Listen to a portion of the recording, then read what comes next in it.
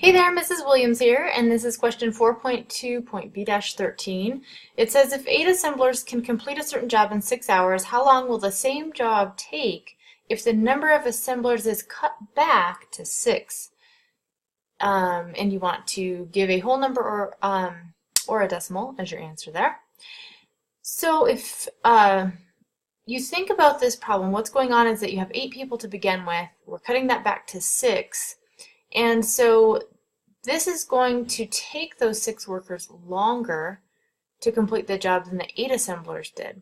And so we're going to solve this using an inverse proportion because the amount of time taken will be an inverse relationship.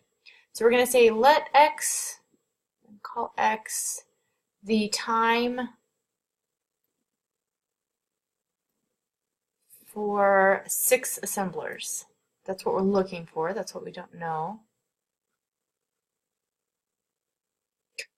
Tablet wants to cut some of the words off. There we go.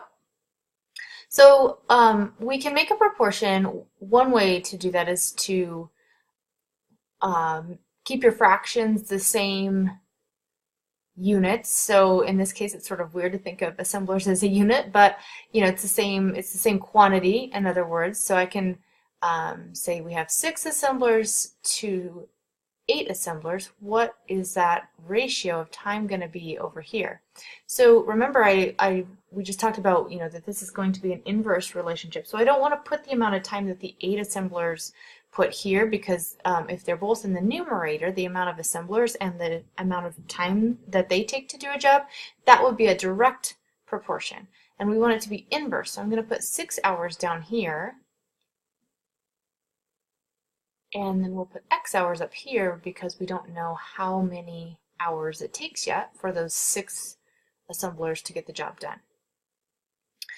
So that's the toughest part, is just remembering that it's going to be an inverse relationship. Now to solve this proportion, we would cross multiply